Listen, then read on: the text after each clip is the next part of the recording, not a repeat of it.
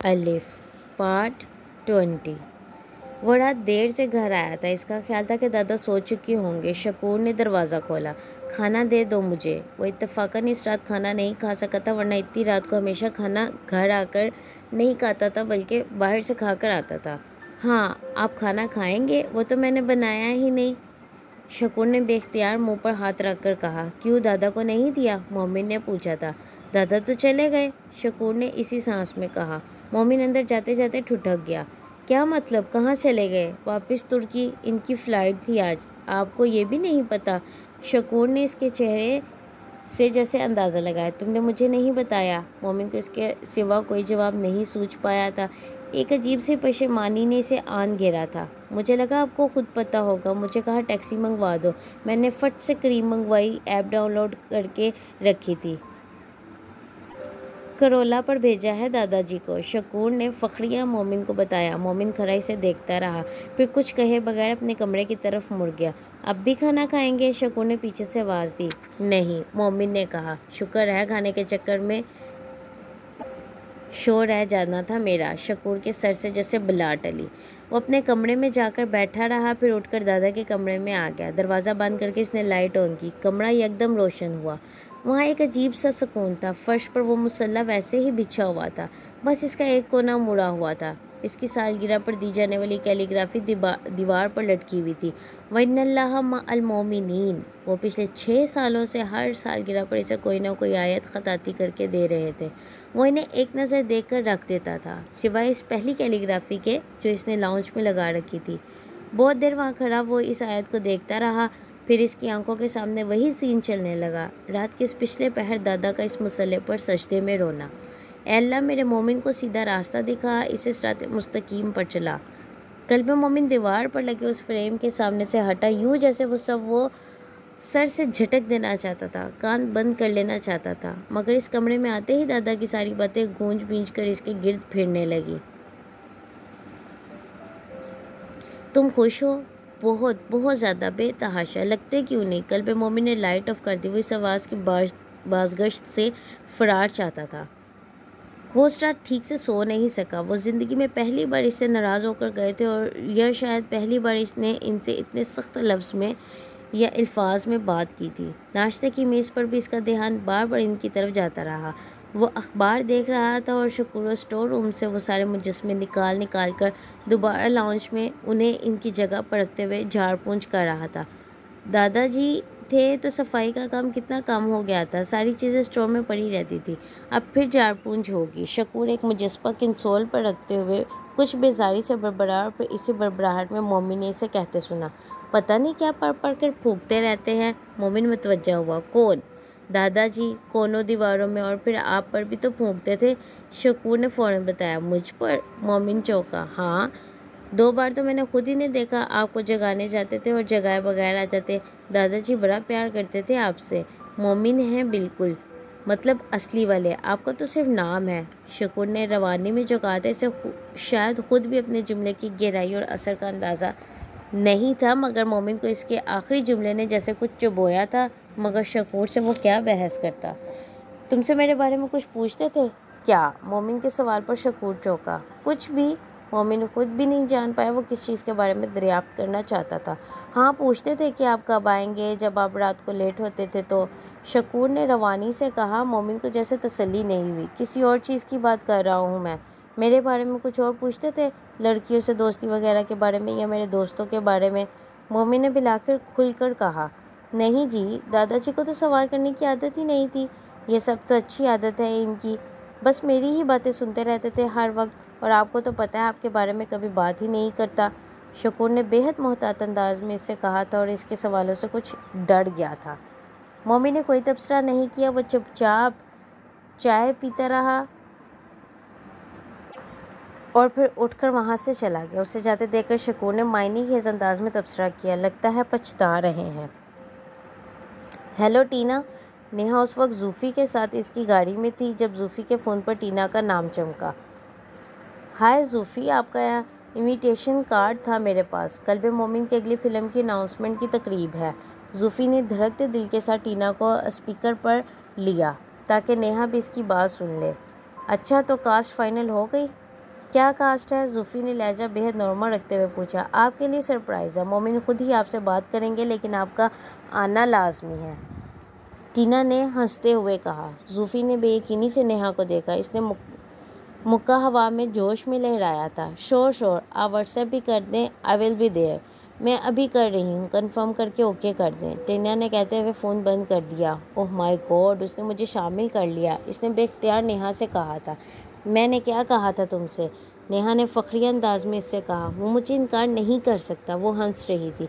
मैं बहुत एक्साइटेड हो रही हूँ, तुम स्टार बनने जा रहे हो, तुम्हारी वार्डरोब मैं करूँगी, नेहा ने उसे हल्के से गले लगाते हुए कहा। बिल्कुल माय लव, ये सब तुम्हारी ही वजह से तो है, अपना पहला अवार्ड तुम्हारे नाम करूँगा मैं।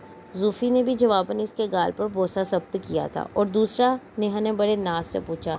दूसरा तीसरा सारे, ज़ूफ़ी ने ड्राइव करते हुए कहा। अब टीना मुझे कॉल कर रही है इनवाइट करने के लिए, और मुझे इतने दिनों से टेंशन थी कि पता नहीं क्या होगा, कहीं बगैर मुझे इनवाइट किए ही अनाउंसमेंट ना हो जाए।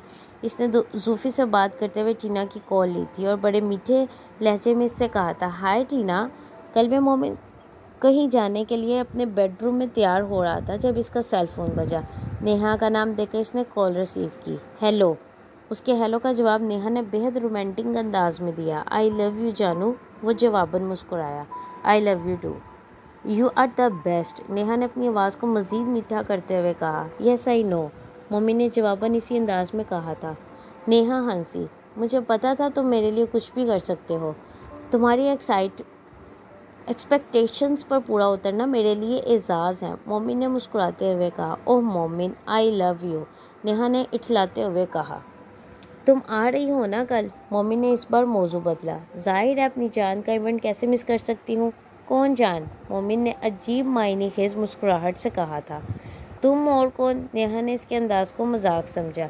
तुम्हारे बगैर तो ये इवेंट हो ही नहीं सकता नेहा, ना तुम्हारे बगैर ना ज़ूफ़ी के बगैर। मोमिन कुछ संजीदा हुआ था। मुझे पता है सरप्राइज़ देना चाहते हो, मगर ज़ूफ़ी तुम्हें मायूस नहीं करेगा और मैं तुम दोनों को मायूस नहीं करूँगा, मोमिन ने जवाबन कहा। मिलते हैं, नेहा ने इस बार बड़े रोमांटिक अंदाज में इससे कहा।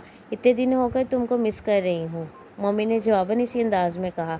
कल ही मिल लेते हैं, आज मैं कहीं जा रहा हूँ। नेहा चौंकी। कहाँ? एक नई गर्लफ्रेंड के साथ, नेहा ने कहका लगाया। हो ही नहीं सकता, मोमिन पर इतना एतमाद अच्छा नहीं, मोमिन ने अजीब से लहजे में कहा था। एतमाद नहीं, प्यार है, उसने बहुत लाड से कहा। वो भी नाकाबिले एतबार है। अच्छा, आज जो चाहे कह लो, सब माफ़ है तुम्हें, तुमने इतनी बड़ी खुशखबरी दी है मुझे, नेहा ने इससे कहा था। कल इससे भी बड़ी दूंगा, बाय। ये पहली बार था कि फ़ोन मोमिन ने रखा था इस तरह बात करते हुए। नेहा को कुछ खटका था। नाराज़ है, मैं मना लूँगी, अब इतना नखरा तो बनता है इसका, उसने मुतमईन अंदाज में सोचा था। वो मोमिन को अच्छी तरह जानती थी, यही इसकी सबसे बड़ी गलती थी। रात की तारीकी में तुर्की के इस इलाके में आसपास के घने सब्ज़े के दरमियान वो छोटा सा बेहद पुराना लकड़ी का 2 मंजिला घर किसी जुगनू की तरह चमक रहा था। वो इस इलाके के सबसे पुराने घरों में से एक था। अब्दुल अली इस रात के नूस पर एक नई आयत पेंट करने वाले थे और इस वक्त वो वज़ू कर रहे थे, बेहद ठहर कर। ये भी इनकी एक रूटीन थी। वो ख़ताती हमेशा बावज़ू हालत में करते थे। फ़ोन की पहली घंटी पर इन्हें जैसे पता चल गया था फ़ोन करने वाला कौन था। अस्सलाम वालेकुम, कल्बे मोमिन के लहजे में अजीब सी नदामत थी। वालेकुम अस्सलाम, अब्दुल अली ने बेहद मोहब्बत से कहा। मैंने आपको डिस्टर्ब तो नहीं किया? बिल्कुल भी नहीं, कैसे हो तुम? उन्होंने मोमिन से पूछा। वैसे का वैसा हूँ, यानी बुरा, आप कैसे हैं? उसने मुस्कुरा कर जवाब दिया था। अल्हम्दुलिल्लाह। अब्दुल अली ने इसके जुमले पर तबसरा नहीं किया। आप नाराज़ तो नहीं? मोमिन ने फ़ौरन ही पूछ लिया था। नहीं, अब्दुल अली मुस्कुराए। जाने से पहले मिलकर नहीं गए? मोमिन ने गिला किया। तुम मसरूफ़ थे, आपके लिए तो नहीं था, मुझे लगा आप नाराज़ होकर गए हैं, वो मध्यम आवाज़ में कमरे में टहलते हुए कह रहा था। नाराज़ होकर क्यों जाता? अब्दुल अली का लहजा वैसा ही मुलायम था। मेरा और आपका आर्ग्यूमेंट हुआ था, शायद मैंने कुछ ऐसा भी कह दिया था जो मेरा मतलब नहीं था, इसलिए बस बाद में सोचा तो खैर। कल्बे मोमिन अटकते हुए वजाहत कर रहा था। सारी ज़िंदगी इसने कभी किसी से माजरत करना तो दरकनार, अपने रवैये की वजाहत भी नहीं की थी, तो अटकना तो था ही उसने। मुझे खुशी है आप नाराज़ नहीं हैं, उसने जैसे इत्मीनान का सांस लेते हुए कहा था। تم نے ایسی کوئی بات نہیں کی کہ مجھے غصہ آتا. غصہ دلانے والی ساری باتیں تو میں نے کی تھی. عبدالعلی اپنے کمرے میں ایزل اور کینوس رکھتے ہوئے ساتھ اس سے بات بھی کر رہے تھے. یہ تو آپ ٹھیک کہہ رہے ہیں، باتیں تو ساری غصہ دلانے والی ہیں آپ کی، اور زندگی میں پہلی بار کی ہیں آپ نے ایسی باتیں. مومن نے فوراً ہی اتفاق کیا. پھر تم نے سوچا ان باتوں کے بارے میں؟ انہوں نے پوچھا تھا. بالکل بھی نہیں، سوچنے والی کوئی بات تھی ہی نہیں ان میں دادا. میں کوئی غلط کام نہیں کر رہا. میں اپنی لائف پر، اپنے کام پر، اپنی اچیومنٹس پر بہت پراؤڈ فیل کرتا ہوں. وہ ایک دم سنجیدہ ہوا.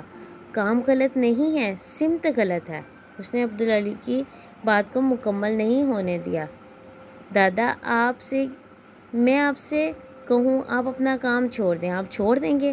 میں آپ سے کہوں آپ کا کام برا ہے، آپ مانیں گے؟ میرا اور آپ کا نظریاتی اختلاف ہے دادا.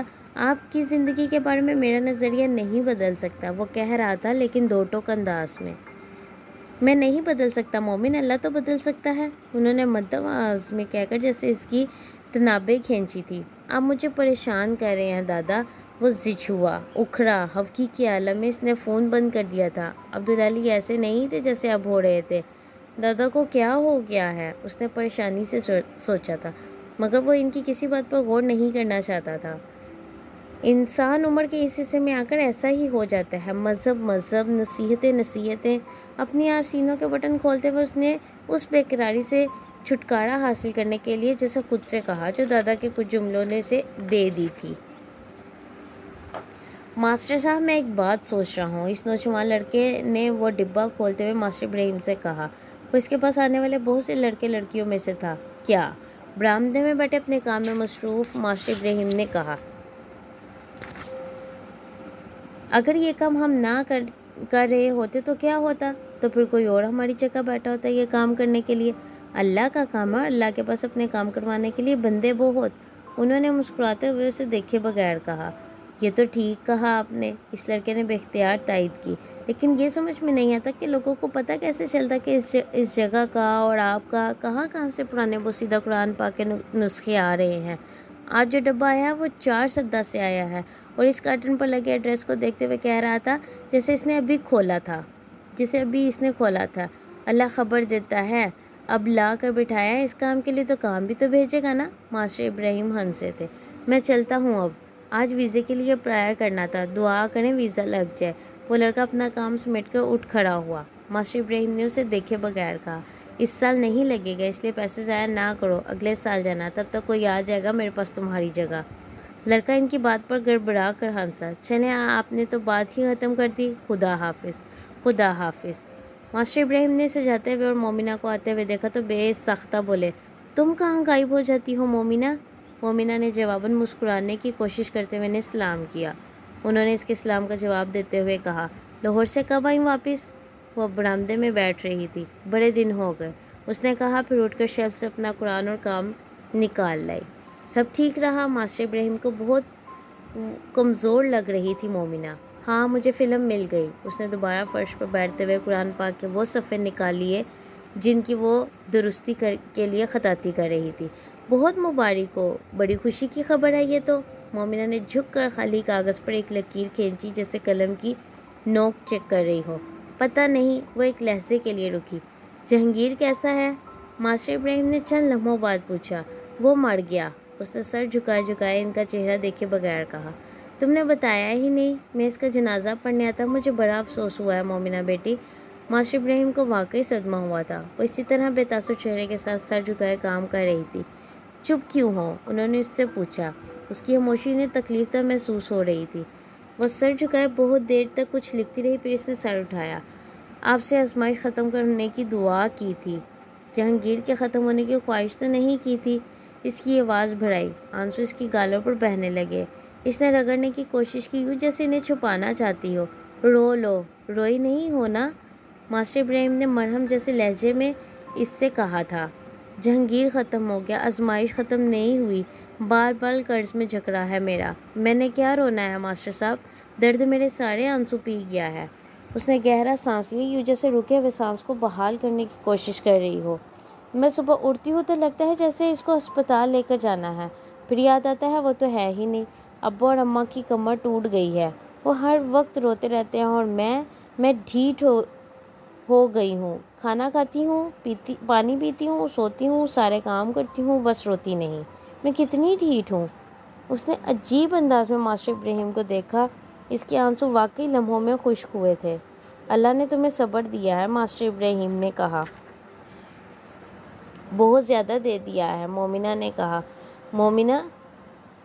مومنوں پر آزمائش آتی ہے، اجر بھی بڑا ہے۔ میں گنہگار ہوں، کہاں کی مومن، کہاں کا اجر؟ مومنہ نام ہے تمہارا، گنہگار کیسے ہو سکتی ہو تم؟ اور اجر کا تو اللہ کا اپنے بندوں سے وعدہ ہے، اللہ اپنے بندے کے خلاف نہیں جاتا۔ زبان کا بڑا پکا ہے میرے رب، وہ اپنے وعدے پورے کرنا خوب جانتا ہے، اپنے بندوں کو آزمائش میں ڈالتا ہے تو نکالنا بھی جانتا ہے۔ انہوں نے اسے دلاسا دینے کی کوشش کی تھی۔ میں نے آج تک کبھی کوئی کام اجر کے لیے ہی نہیں کیا، نیکی بھی کی ہے تو اپنے آپ کو گناہ گار سمجھ کر کی ہے۔ وہ جیسے ماسٹر ابراہیم سے متفق نہیں ہوئی تھی۔ اجر کیا ہوگا اب میرے لیے ماسٹر صاحب؟ جہانگیر کے بعد دنیا کی کوئی شے نہیں جو میرا دل آباد کر دے، میرے بابا کا غم ختم کر دے۔ کوئی اجر تھا بھی نہ میرے لیے تو میرے گناہ کھا گئے اسے۔ اس نے سنجیدگی سے کہا تھا۔ تم بہت اچھی روح والی لڑکی ہو مومنہ سلطان۔ اچھی روح؟ وہ نم آنکھوں کے ساتھ ہنسی۔ آپ مجھے نہیں جانتے ماسٹر صاحب، آپ شرمندہ کر رہے ہیں مجھے۔ ہم میں سے کوئی کسی کو نہیں جانتا مگر میرا رب خوب جانتا ہے۔ آؤ جہانگیر کے لیے دعا کریں۔ انہوں نے اپنے ہاتھ اٹھائے تھے، مومنہ انہیں دیکھنے لگی۔ ماسٹر ابراہیم کے گھر سے واپسی کے پورے راستے وہ ان کے جملوں کے بارے میں سوچتی رہی۔ اجر تو اللہ کا اپنے بندوں سے وعدہ ہے، اور اللہ اپنے وعدے کے خلاف نہیں جاتا۔ زبان کا بڑا پکا ہے میرا رب۔ ان کے جملے اس کے کانوں میں گونجتے رہے اور وہ سفر کرتی رہی۔ اس نے سوچا وہ کون سی چیز تھی جو اسے ملتی تو وہ اسے اپنا اجر سمجھتی۔ اس کے ذہن کی اسکرین پر ایک ہی نام اور چہرہ آیا تھا اور اس نے اسے اپنے ذہن سے جھٹک دیا تھا۔ وہ ناممکنات پر یقین نہیں رکھتی تھی۔ اپنے گھر کے صحن میں داخل ہوتے ہوئے اس نے اندر سے آتی ایک آواز سنی تھی اور اسے ناممکنات پر یقین آ گیا تھا۔ وہ جیسے اپنا اجر سمجھتی ہے بلکہ سمجھ رہی تھی وہ اس کے گھر پر ہی موجود تھا۔ جاری ہے۔ ناول کا اگلا حصہ سننے کے لیے چینل کو لائک اور سبسکرائب کرنا مت بھولیں۔ شکریہ۔